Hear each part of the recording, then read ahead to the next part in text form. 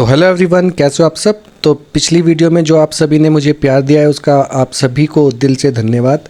और मैं ये समझ पाया हूँ आप सभी के कमेंट से कि मुझे आगे फ्यूचर में रॉयल इनफील्ड की बुलेट 350 मिलिट्री ब्लैक को लेकर क्या करना है क्या नहीं करना है।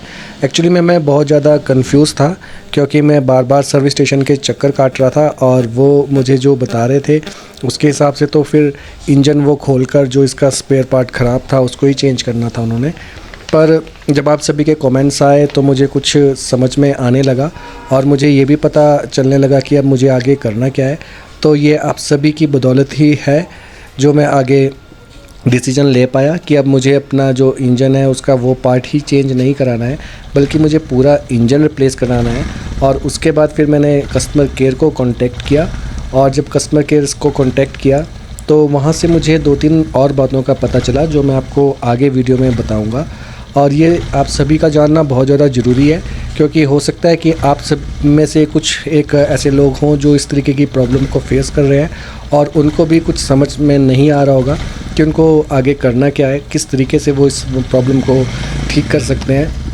मतलब मेरा कहने का सीधा सीधा यही है कि अगर इंजन में से कोई साउंड आ रही है तो वो क्या प्रोसीजर है जिसको फॉलो कर वो अपने इंजन को रिप्लेस कर सकते हैं। तो इसके बारे में ही आज पूरा का पूरा वीडियो होने वाला है। पर वीडियो स्टार्ट करने से पहले जो लोग न्यू जुड़े हैं उनसे एक ही रिक्वेस्ट है कि आप प्लीज़ मेरे चैनल को सब्सक्राइब कर लीजिए ताकि इन फ्यूचर जब भी कभी मैं इस टाइप की कोई भी वीडियो डालूं तो उसका नोटिफिकेशन आपको मिलता रहे। और जो व्यूवर्स न्यू जुड़े हैं उनके लिए थोड़ा सा मैं इंट्रो दे देता हूं। एक्चुअली में मैंने ये बाइक 2023 को 17 सितंबर को ली थी और जिस दिन मैंने ये बाइक ली थी उससे 2-3 दिन बाद ही इसमें प्रॉब्लम आनी शुरू हो गई थी। सबसे पहले इसमें MIL लाइट ऑन हो गई और जब मैं उसके लिए सर्विस स्टेशन गया तो फिर धीरे धीरे जब इस गाड़ी के बारे में और रिसर्च हुई तो पता चला कि इसके सेंसर ख़राब है। और उसके बाद जो जो इसमें चीज़ें चेंज हुई हैं वो आप मेरे प्रीवियस वीडियोस में जाकर देख लेते हैं। पर अभी रिसेंटली मेरी बाइक में एक इंजन से अजीब सी साउंड आ रही थी जिसके लिए मैंने कंपनी वालों को बताया और कंपनी वालों ने फिर मुझे बोला कि इसका इंजन का कोई पार्ट है जो आपके क्रैंक से रिलेटेड है तो वो चेंज होगा और वो गारंटी पीरियड में है तो वो पार्ट जो आपका है वो फ्री ऑफ कॉस्ट चेंज होगा, पर उसके लिए इंजन खोलना पड़ेगा। पर मैं कंफ्यूज था कि मुझे अपना इंजन खुलवाना चाहिए या नहीं खुलवाना चाहिए क्योंकि मुझे सर्विस स्टेशन की तरफ से ये बताया गया कि आपका इंजन रिप्लेस नहीं होगा, किसी भी कंडीशन में आपका इंजन रिप्लेस नहीं हो सकता है। सिर्फ वो पार्ट जो ख़राब हुआ है वो गारंटी पीरियड में चेंज हो जाएगा और उसकी आपको कोई भी पैसे नहीं देने पड़ेंगे, फिर चाहे वो लेबर हो या फिर उस पार्ट की कॉस्ट ऑफ वैल्यू हो। पर जब आप सभी ने मुझे कमेंट किया तो मुझे एक्चुअली में पता चला कि मुझे इंजन चेंज भी हो सकता है मेरी बाइक का और इसके लिए थोड़ा मुझे मुशक्क़त करनी पड़ेगी। तो उसके बाद फिर मैंने कस्टमर केयर से कांटेक्ट किया और कस्टमर केयर ने मुझे ये श्योर किया है कि अगर आपके इंजन में कोई फॉल्ट है तो आपका इंजन रिप्लेस होगा।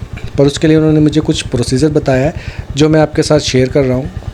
उन्होंने मुझे ये बताया कि सबसे पहली तो बात ये है कि इंजन रिप्लेस करना ना सर्विस स्टेशन वालों के हाथ में है ना फिर कस्टमर केयर के हाथ में है। उसके लिए सबसे पहले हमको डिसीजन लेना है कि हमने क्या करना है।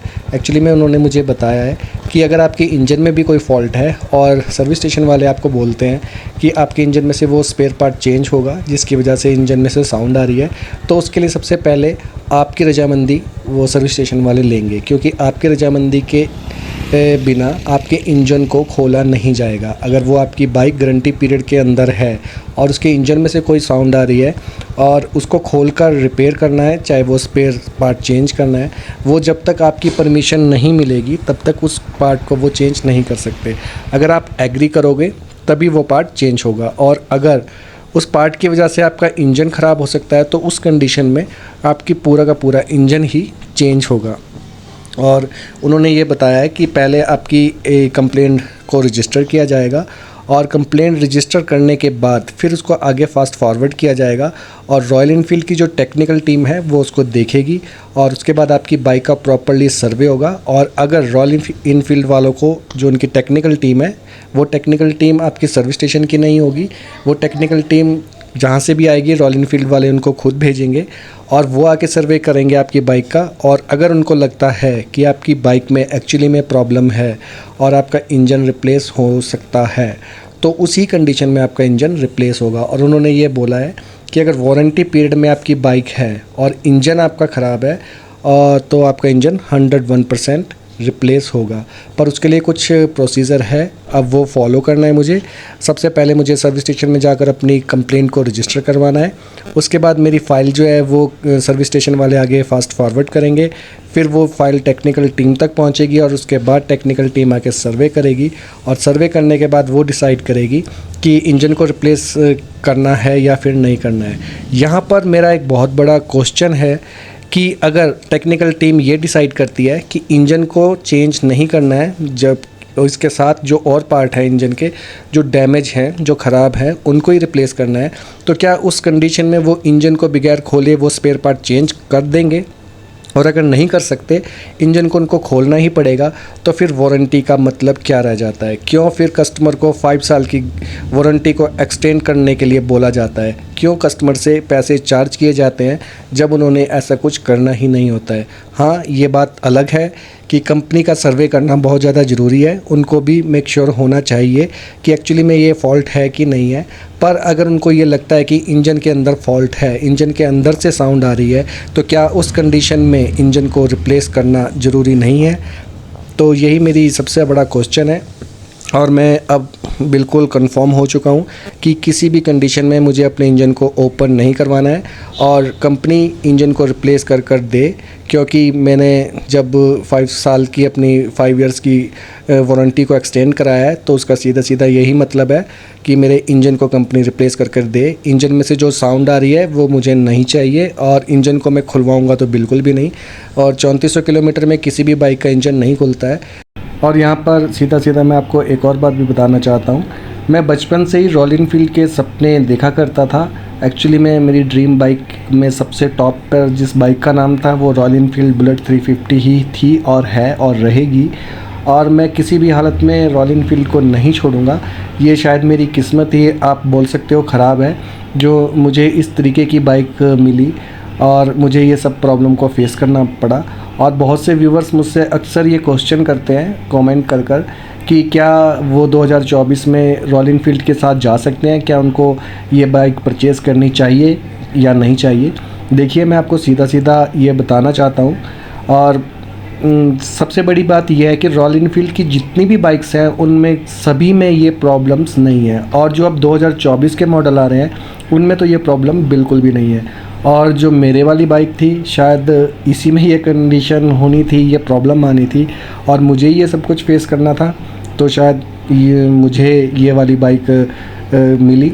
और हो सकता है कि और भी किसी बाइक में ये प्रॉब्लम हो जो 2023 के मॉडल हैं, पर उनको ये पता ना चल रहा हो। एक्चुअली मैं मेरी ट्रेड ही मैकेनिकल ट्रेड है, आप जानते ही हो कि मेरा काम ही ये है, तो इस वजह से मुझे छोटी से छोटी साउंड भी एब्जॉर्ब हो जाती है। मैं समझ पाता हूँ कि ये साउंड अब नॉर्मल है या जो रेगुलर आपका इंजन जैसे बिहेव करता है उस टाइप की साउंड है, तो शायद इसी वजह से मैं इस साउंड को समझ पाया। और अब तो ये साउंड इतनी ज़्यादा आने लगी है कि जिसको नॉलेज नहीं भी है वो भी साउंड को देखकर बोलेगा कि ये किस टाइप की साउंड आ रही है।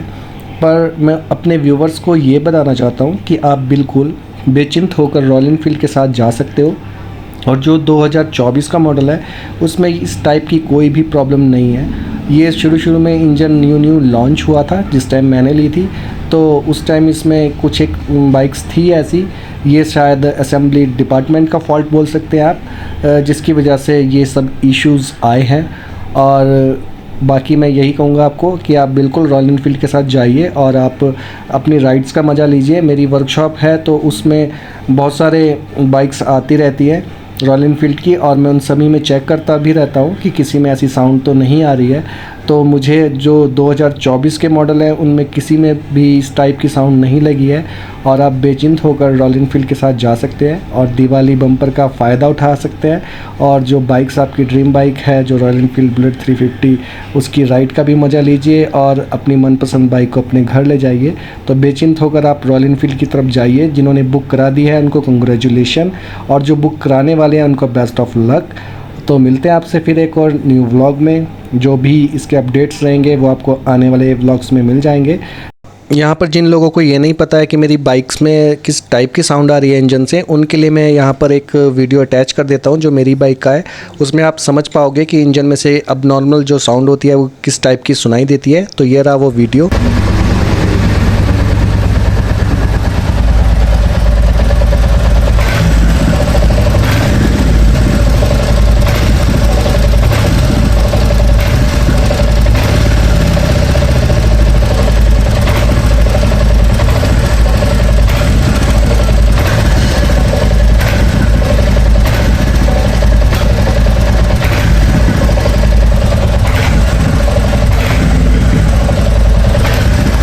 तो यहाँ पर जैसे ही मैं एक्सीलेटर को छोड़ता हूँ उस टाइम जो खड़ कर आवाज़ आती है वही वो साउंड है जिसकी मैं बात कर रहा हूँ और जिसके लिए मैं अपने इंजन को रिप्लेस करवाने वाला हूँ। तो आशा करता हूँ आप सभी अच्छे ढंग से समझ पाए होंगे जो मैं आपको समझाना चाहता था। तो मिलते हैं फिर आपसे एक और नई व्लॉग में इसी टॉपिक के साथ। जो भी अपडेट्स होंगे मैं आपको बहुत जल्दी दे दूँगा। मुझे कल सर्विस स्टेशन पे बुलाया गया है, तो जो भी अपडेट्स रहते हैं वो मैं आपको बताता रहूँगा। तो जुड़े रहिए मेरे साथ और मेरे चैनल को सब्सक्राइब कीजिए। तो मिलते हैं आपसे नेक्स्ट वीडियो में, तब तक के लिए आप सभी को बाय बाय, टेक केयर।